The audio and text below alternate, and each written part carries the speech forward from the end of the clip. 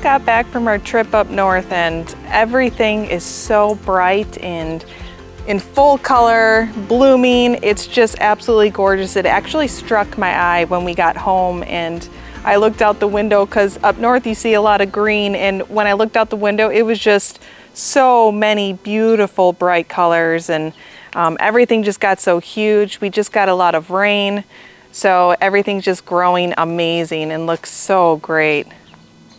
Just absolutely beautiful. Look at that. All the way around.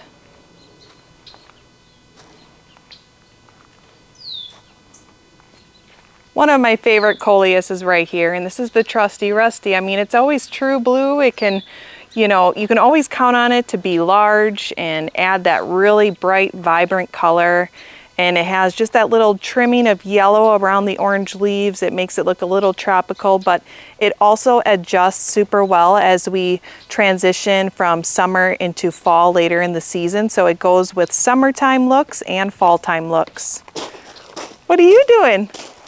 Well, I'm finishing up my video, which I'm going to go by Luna to do that. You going to go over by Luna? Yep. Awesome. Luna's the OG. She needs to be in it. Oh, Lana's making her little video with Luna. And over by Luna's area are those really cute little pink bucket containers that we created early on in the season, and they are so huge and they look amazing.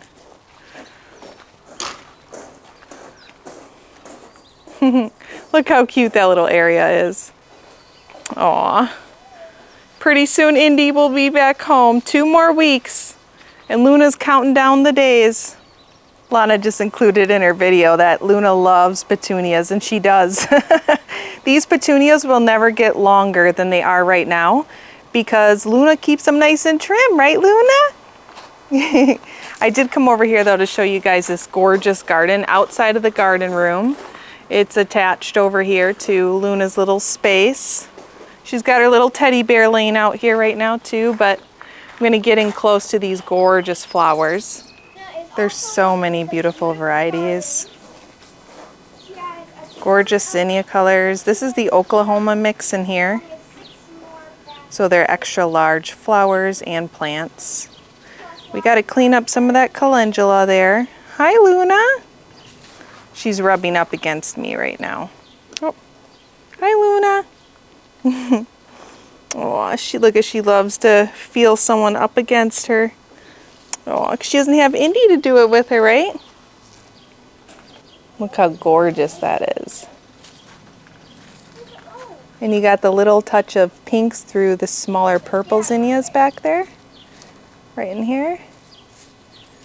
Those are some of the cut and come agains too are mixed in here. I mixed a lot of my zinnia seeds together. And you've got the ageratum in there too.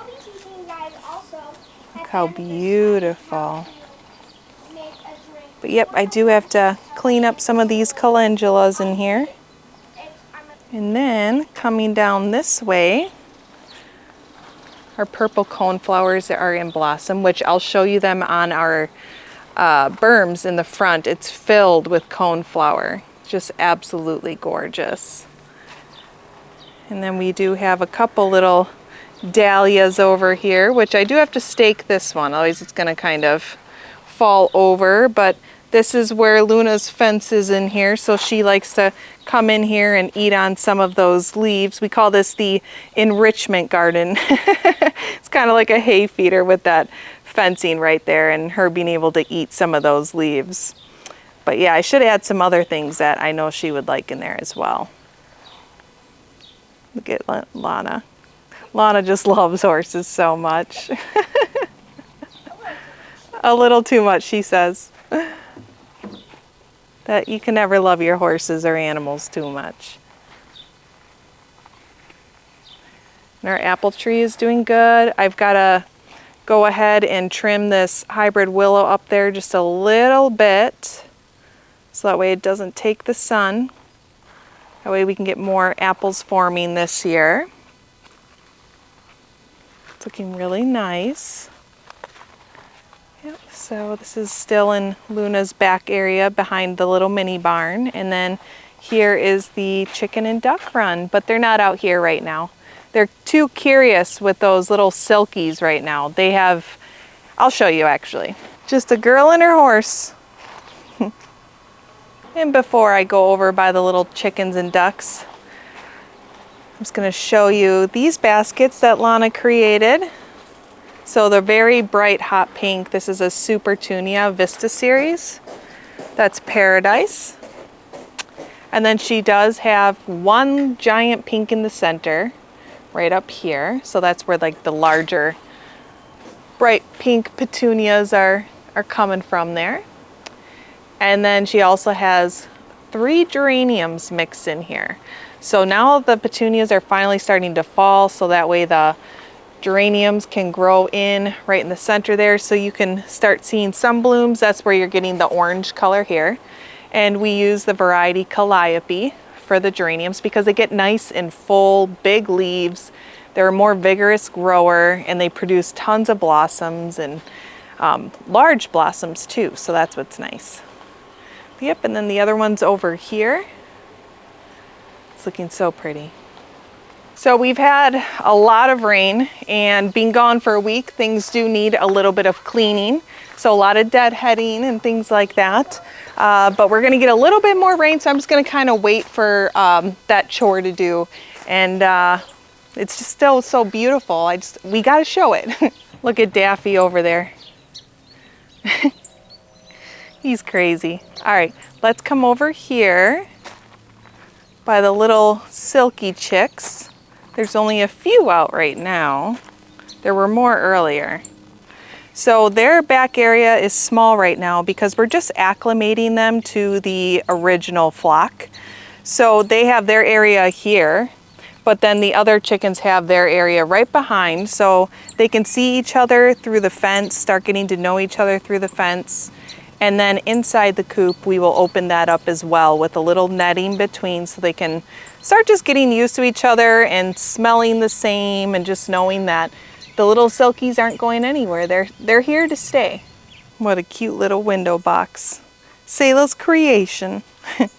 And this other cool container here too that she had me plant. She picked out all of the different varieties and it looks really beautiful. And there he is. Crazy Daffy.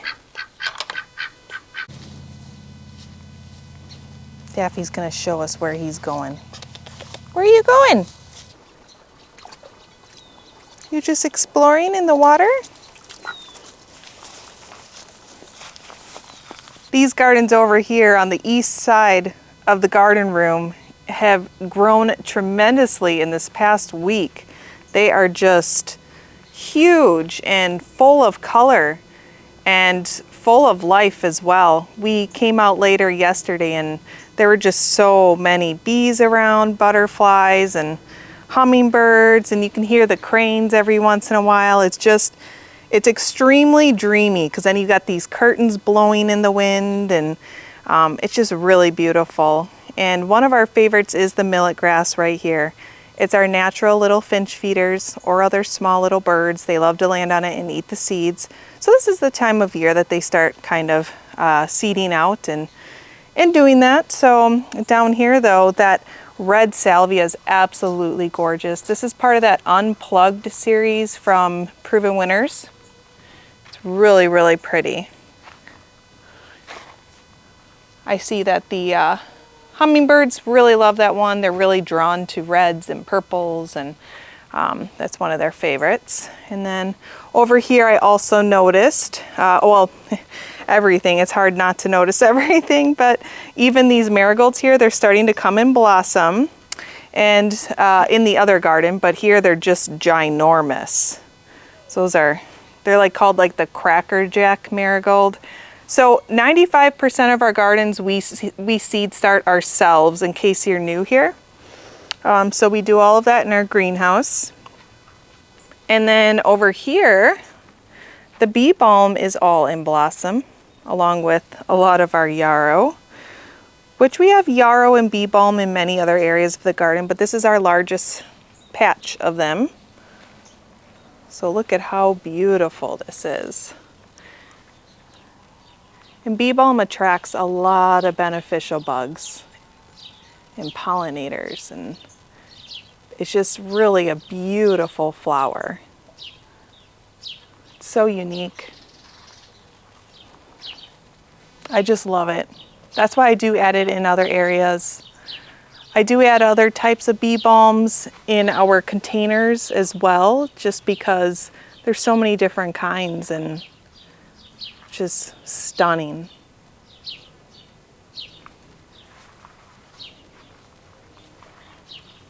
Here's another patch of the millet, which is really pretty. Got so much calendula in the garden this year. So we have been harvesting like you saw in the last video, which I'll have to harvest more and kind of clean these ones up back here. And then we've got our zinnias. This is where some of them will fall, so you can, oh gosh, what is she doing now? Now she's got a fake horse over there.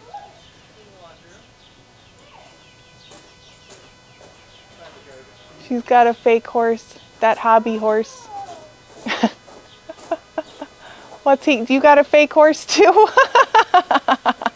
I wouldn't doubt it. There they go. But this is the time of year where zinnias can start getting a little heavy, so they can fall if you get heavy rains or winds, so you can stake them. We just kind of allow them to do their thing. You know, it would sometimes be nice to hold them and create them to be absolutely perfect. Some areas we do some of that, but I just really like things to just kind of naturally do their thing, and then we'll just kind of trim and control it where it needs to be, just so that way we don't drown out other varieties, and we can enjoy all varieties and the colors that they create and the uses that we use them for depending on what it is. That canna is so pretty. So I talked about this also in earlier videos, how I saved a lot of our canna seeds. We also saved a lot of bulbs. So that's end of season type work, which we can share this year with you and show you kind of what we do and how we do it and how we store it and stuff like that. Some of our status is coming into blossom. Our white sage needs some trimming there, so we'll have some fresh little bundles and dry material. And we're back over by Luna's space.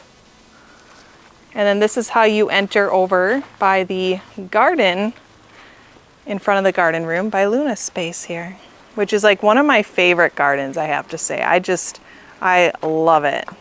It's so pretty and citrusy and fun and bright. Look at this. Look how big that zinnia flower is. It's awesome. It fills my whole palm.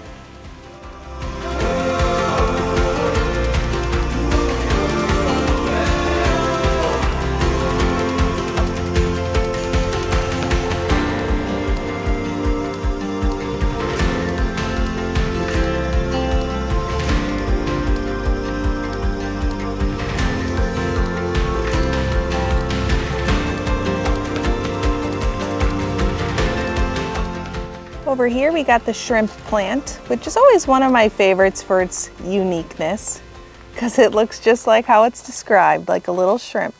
I love how intricate and delicate it looks as well. It's just really unique. And next to it is the purple kufia. So beautiful. Every year I have to have the black and blue salvia in my garden. It's just that true blue. And it's got that beautiful black plume stem, which only makes that true blue pop even more. Gotta kind of deadhead some of it. Look how pretty it looks with that coral there. That coral toucan canna behind it. It looks really cool against the millet here as well. And of course you can never go wrong with Victoria blue salvias. Like, these are always my go-to for adding blue throughout because they're super easy to seed start. They do take a little bit longer to germinate, but that's only natural for salvias. I always feel like when you intermix the Victoria blue throughout, it really just kind of takes the garden to a whole nother level because it really allows other colors to pop against it. And it just really adds a lot to the garden. I don't really think I need to describe why you need it. I mean, you can see it, and you can see very clearly why it's a must in our garden. Even on this side, amongst all of the warmth, the pinks, the corals, the yellows, the golds, I mean, there it is, you know, that beautiful pop of blue. So this eucalyptus over here is in a container, and look how huge it's getting. It loves this summer weather that we're having. I'd say it's about 10, 12 feet at this point. It's like a whole nother new growth along the bottom too.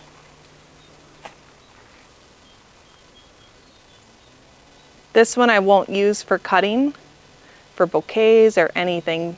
A lot of these I like to just keep them large and bring them into the greenhouse. They create nice shady areas for sitting. And they're just beautiful.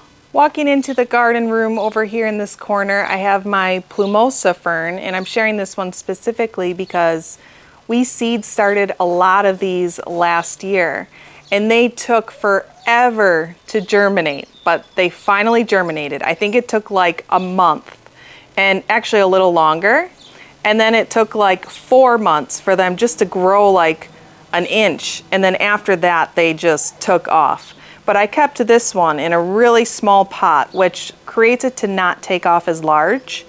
And I waited until this year to pot it into just a little 6.5-inch pot that we placed inside of this terracotta pot. So we had tons of them, and we actually sold a lot of them too when we had the store online for plants. And they were actually pretty popular because they're an amazing plant to grow indoors, because they like it more like shady. They can take some sunlight, but not direct sunlight, not full sunlight, just almost like a filtered sunlight. And it was just gorgeous inside the house too. And this elephant over here is called Illustris. It's got beautiful painted leaves. The wind's blowing it right now, but look at how gorgeous that is. And this can get pretty big. It can get up to like 5 feet. But because I haven't potted it into anything bigger yet, this is kind of where it's staying. So that's really with any plant. The more room you give it to grow, the larger it'll get and perform for you. It's getting kind of dark here, but it's kind of cool how you can see the leaves behind there. And it's really not dark in the garden room like you see on camera. It's just that the camera can't adjust to all the dark accents and the bright outside. Look how beautiful that is. Oh my goodness. The dark in here does not make it feel depressing. When you're sitting in here, it's like that. It feels so cozy and so airy because there's openings everywhere to view the garden, to you know, have enrichment activities with the animals, because this is Luna's pony deck. And you know, as you can see, it's windy and stormy, so the pillows are everywhere, but that's okay. You know, it's just got this calming, soothing feeling, and we don't use a stark black color. We've created our own custom color since the time we built, even on our home. So our home looks lighter than everything else because it's, you know, over 11 years old now. Like, it's 12 years old, the paint color. So it really needs to actually be completely repainted because that's how it fades. So do keep in mind that, you know, when you go darker with your house or your gardens or whatever, it's gonna fade. And like I said, we have never done the stark black. It's more of like this charcoal with like an under hue of brown and blue. And it just really kind of has its own look, you know, which is kind of like what we went with. We chose dark before dark was in style. And we did that because we saw all of the white house trends coming in, and we kind of wanted to do something different and timeless. So we went with charcoal and chocolate. But yeah, we also love it because we knew we were going to do a lot of gardens, and I wanted all the bright colors that I love intermixing to really pop. I found an animal over here. It's a big one. I'm gonna have to set a trap. Oh wait, I already trapped you. You're stuck. Me. You're stuck doing projects forever. She's got me, and I'm building some window boxes. Oh, he's gonna build my little window boxes. So today I'm gonna be building window boxes for the front of the veggie washing station over here. We've got some cool window openings with cool window grids on there, but right beneath it we're gonna have window boxes, more like planter boxes, because they'll be pretty deep, and that'll give the finishing touch for the exterior of the veggie washing station. I just love it over here. That wisteria vine is amazing. We also have some clematis growing on the bottom, but as you can see with the veggie washing station, we didn't cover the entire thing with any type of roofing because we're actually gonna take a lot of the wisteria that's right in here, and we're gonna start transferring it and training it to go up and over the washing station in there. So that way we get more shade in there, but naturally. But I did want it halfway kind of covered a little bit so that way, you know, the area where we're gonna have like a sink and stuff won't get all wet every time we get a storm. And Jason's been documenting this whole little project that we're doing over here. It's another one of those garden indoor-outdoor rooms, and where he's going to be placing those window boxes are just right on the ground in front here and right here. So that way we can have flowers inside of the open windows. I don't have any flowers left. I have a lot of coleus, so this year we're gonna just stuff in some coleus into these boxes here. This is another one of my eucalyptus over here. This variety is the baby blue. Jason said this is one of his favorites. He said it reminds him of like a bonsai tree, which I can totally see why he would say that. But it is really unique and really cool how it has grown out really like that. So this one was clipped and trimmed in the past. So now we're just kind of letting it go and seeing kind of what it does. And I do have some of the banana trees in here too, as you can see. They're loving it in here. I just moved them in here last week. So from inside the washing station, you can see all the views of the garden, which is really fun. Fun and gorgeous. And then over here is where that wisteria is. This is where Jason just was. And we did kind of take some of the vines that were kind of going along the ground and everything. Even one's popping up right here right now. So we're gonna grab all of those and all of these here. They're super long. And we are going to drag them up, up, up, and up to the top here. So that way we have wisteria inside. And then on it as well, we had it so that way the roof kind of overhang a little bit, but open. So that way there'll be wisteria hanging and trailing over the top along the whole outside. It'll be really, really neat because there's so much of it over there. And I just painted the little awning.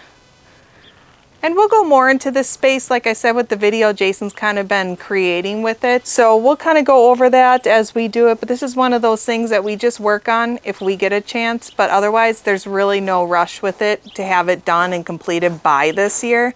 It's just we wanted to make sure to get the structure in for now. And because we're going to be, you know, basically starting to open our gardens a lot more now. And we're going to be providing like some different photo shoot events and stuff like that. This will be a really awesome photo spot for families and kids, school photos, all that kind of fun stuff. How nice. Jason gave me my window boxes. Right. I'll whip these up in no time. Just a quick hammer and nail. You should be done in 2 minutes. Was it just Nope. a quick cut and hammer? Cut and hammer, I think, yeah, from a long time ago. That's what Casey would always say, oh, it's just a quick cut and hammer. And I'm like, yeah, hon. There's always something that comes up to make it complicated. Well, that's what I did with these raised beds when they were all just, we had just the basic, you know, layout with, you know, which worked well too for gardening. We had all those, you know, rectangular ones. I mean, you could go back like 4 years and you'll see like our garden completely changed. But I remember it was the month of January and I just started cutting these beds apart and opening up the middle, reconfiguring them, building them. And then Jason came home one day and he's like, what are you doing? And I'm like, it's just a cut and hammer. I can do this. But then I did have to have him help me finish some things, like bring in some of these big stones. And I actually did the stonework myself on the ground, and then around the fire pit, Jason did help me bring in more of the gravel to fill in right here, and we did that as a team. So I still love this fire pit though. This fire pit is one of my favorites because it's one of my own works of art in the garden. And that's what's so cool about creating your own gardens is you can create, you know, really personalized pieces in your garden. And I'm a big rock hounder, rock collector. You know, I always wanted to be a geologist growing up, but it just wasn't in my cards.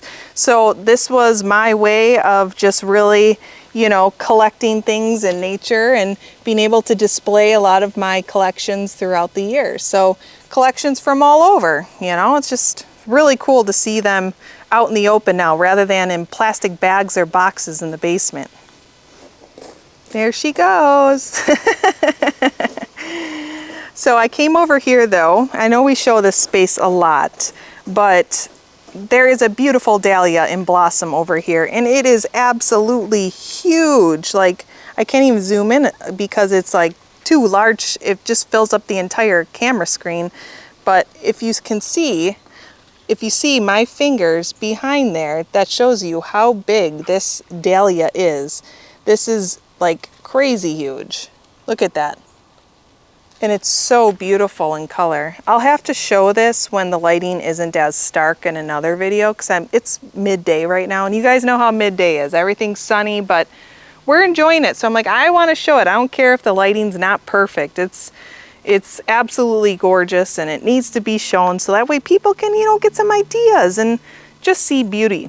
So outside of this whole garden space there by the fire pit, we have our other gardens over here. We have a lot of different little garden spaces. And over here are our raspberries, and they're already in super good flavor. We grow mainly the golden berries, which is the Ann variety. We are just filled with berries, as you can see, all over. And we do have some red ones, which are the heritage, but Ann raspberries are just super sweet. I love them more than the red raspberries. I just think they taste better, but everything comes down to your own taste buds. There's a lot to harvest right now, so I'll probably pick more in a little bit after making the video. So that way we just have some fresh ones for snacking in the house. The girls like to just come over here and pick them fresh whenever we're out here, but you know, I mean, sometimes it's nice just to have some already picked and you don't want them to go bad either. You let them sit down there too long and then we start getting little bugs that, you know, become attracted to them because they're like, ooh, there's some rotting fruit over here and we don't want that. So we'll get a lot of these picked. You can just see them all lined up along the side of the box here. These have been here for 5 years, so they're really established. They filled in all on their own. And we kept them in a box because we didn't want them to spread everywhere. And so with these, as you can see, they filled in nice. So all I do is I trim them early spring, like the old growth from the year before, and I just leave them. I don't fertilize. I do nothing. I usually will pull weeds, but this year I didn't really need to. There's still some weeds in here, as you can see down there. But they really have no room to grow or anything. You can pull them if you want, but this just is filled in so much to where we really don't need to, you know, do a lot of weeding over here anymore. So now that they're in season to eat, these will go all throughout the fall for us. There's like just so many. You lift up all these different branches and there's just so many underneath. There is one more space that I do want to just quickly put in here. That's our front yard berms that we added, and there are a lot of wildflowers on it, and right now the coneflowers are in blossom and it's super pretty, so I do want to share that. Just walking by Jason here. I'm going. I'm just gonna show them the coneflowers. Oh, that's nice. Yeah, I was gonna say, is that deep enough? Yep, but so yeah. we're gonna double stack it like that. Nice. And then a little tip, because they're not super deep, I'm gonna actually mount this to the vegetable washing station, and then I'll apply the face to it once it's on. And, oh yeah, and, that way you can screw it in good. Yeah. Yeah. Yep. Awesome. Pro tip right there. So I'm heading us up to the very front yard area. As you can see, we're walking past some other gardens here.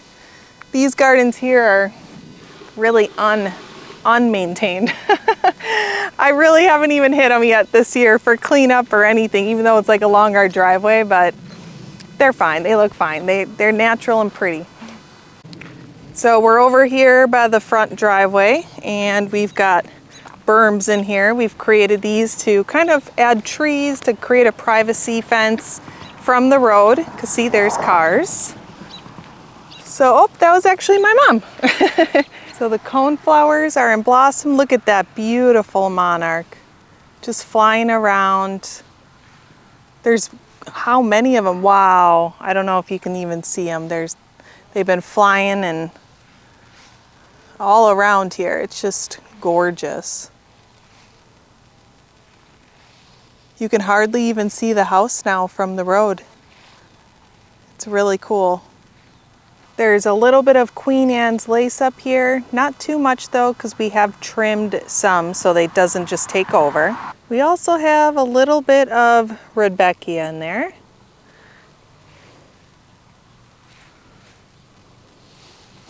It's so pretty and peaceful.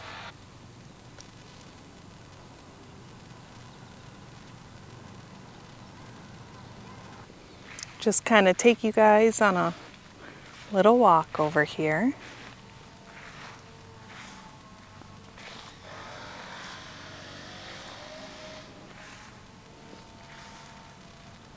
You can tell it's Saturday. I don't know if you guys can hear all kinds of noise, but like I feel like every neighbor is doing projects.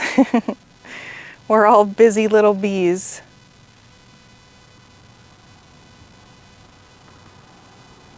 Like everywhere you look, there's coneflower. This right here is the berm that we just cut down and cleaned up. And along it are all hybrid willows, which I just literally stuck cuttings in there mid-March. It was super cold, but it was wet. And I just stuffed the branches into the ground, just stuck them in as far as I could. And they're actually all doing amazing. They're greening up, they have new leaves, new branches. So by next year, the year after, you won't even see anything beyond there. I'm kind of standing at the top of the berm right now. So I'm looking down on the echinaceas, and then that's into our yard. Up over here is an extra pasture that the chickens and ducks have access to, which they love coming into early morning and the end of the night. Look how pretty. I'm always weary about walking in the tall areas here, only because we do get some grass snakes, and I mean, we don't have anything that's going to kill us, right? You know, but it's still, you know, it's icky. And then over here is the driveway entrance into the garden. And that's where Jason's working. You're not done yet? I'm just teasing him. I'm not that big of a pain in the butt. If he doesn't enjoy something, I always tell him, you don't have to do it. Well, I hope you guys enjoyed today's video, and I'll see you next time.